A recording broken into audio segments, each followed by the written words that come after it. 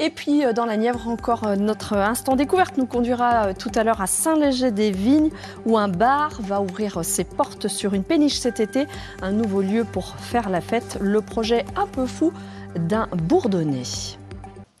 Ici 19-20, au plus proche de chez vous, nous sommes toujours dans la Nièvre avec ce soir l'histoire d'un bateau amené à devenir un lieu de vie dans le sud du département, un bar flottant situé à Saint-Léger-des-Vignes. On retrouve sur place Charlotte Meunier.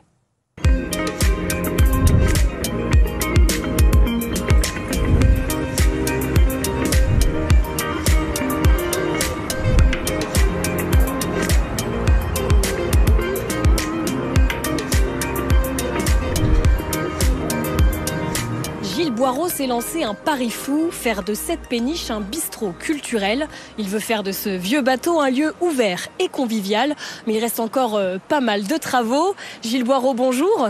Bonjour. Bon alors l'idée c'est que dans quelques mois on puisse boire un verre ou écouter de la musique ici. Absolument. L'idée c'est de créer un lieu innovant, atypique, flottant. Donc l'esprit c'était de récupérer une péniche, de la transformer en un lieu original pour pouvoir accueillir différents publics. Elle vous est venue comment cette idée ? L'idée est arrivée de Dijon. En fait, il y a quelques années, on est tombé amoureux d'une péniche qui s'appelait la Cancale. Et puis on s'est dit pourquoi pas la ramener sur notre territoire au départ bourbonnais. Et puis au fil du temps, on a découvert le territoire de la Bourgogne-Franche-Comté et ce joli endroit à Saint-Léger-des-Vignes, à côté de Decize, nous permettant de nous accueillir, d'avoir un endroit près de la nature, près de la ville. Alors cette péniche, il a fallu la trouver forcément. Comment vous avez fait ? Alors, on a fait marcher le réseau, donc c'était un gros parcours du combattant. Et puis au fur et à mesure des rencontres, du réseau amical ou partenarial, en fait, j'ai été mis en relation avec des propriétaires qui eux-mêmes avaient une péniche sur le secteur de Strasbourg. Et puis le temps de faire les démarches, de rapatrier la péniche, donc elle est arrivée ici le 3 novembre 2024, donc avec la plus grande joie de tout le monde. Parce que cette péniche, elle a toute une histoire, hein. Alors c'est une péniche qui a une vraie histoire, qui était jusqu'à 2018 un bateau théâtre à Strasbourg qui s'appelait déjà la Lucarne. Et puis il y avait une histoire tragique, a dû faire arrêter l'activité. Et en fait les propriétaires avaient la péniche, n'avaient pas de projet. Moi j'avais un projet, pas de péniche. Et donc ça a matché entre nous. Et donc là c'est le grand moment des travaux, ça va durer plusieurs mois, hein. Oui, l'idée c'est déjà de réhabiliter le bateau, donc de remettre à nu l'intégralité du bateau pour assainir le bateau, lancer des travaux à bord. Et donc sur les 6 ou 7 mois à venir, ça va vraiment être le gros chantier. Néanmoins, on envisage de faire aussi des choses en amont autour de la péniche. Donc on va créer une émulation autour de ce projet. Bon alors est-ce qu'on peut voir l'intérieur de ce bateau ? Absolument, je vous invite. Et je vous suis.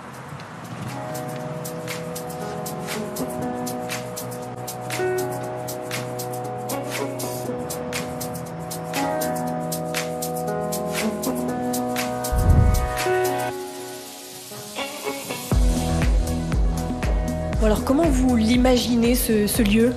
Alors on veut un lieu très épuré, évidemment avec un grand bar, qui puisse accueillir le public, des commodités vraiment pour les rangements, le public. Également une grande scène dans le fond et un lieu où on pourra installer des tables, des chaises, voilà, qui sera très très modulable. Donc un lieu très très vivant, convivial, innovant. Alors comment vous faites pour réaliser tout ça, pour faire les travaux, pour décorer ?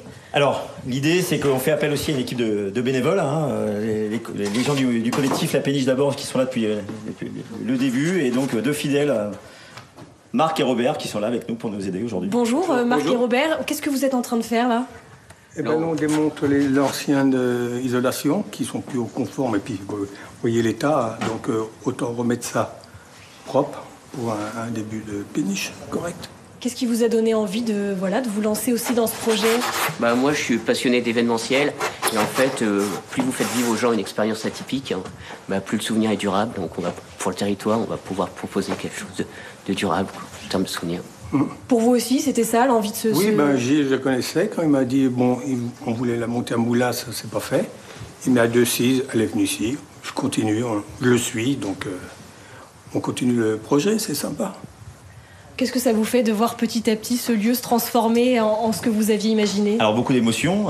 C'est vrai que là on arrive sur le concret. Donc plus les jours arrivent, plus on se dit le projet va voir le jour. C'est un vrai challenge. Ça a été semé d'embûches, mais en fait on arrive au bout et c'est passionnant et je suis très très heureux que ce projet puisse voir le jour ici, sur le secteur de Decize et en Bourgogne. Donc c'est vraiment motivant. Merci beaucoup Gilles Boireau, on vous souhaite bon courage pour la fin des travaux et puis évidemment l'objectif pour la Lucarne c'est de pouvoir ouvrir ses portes avant l'été. Merci beaucoup Charlotte Meunier.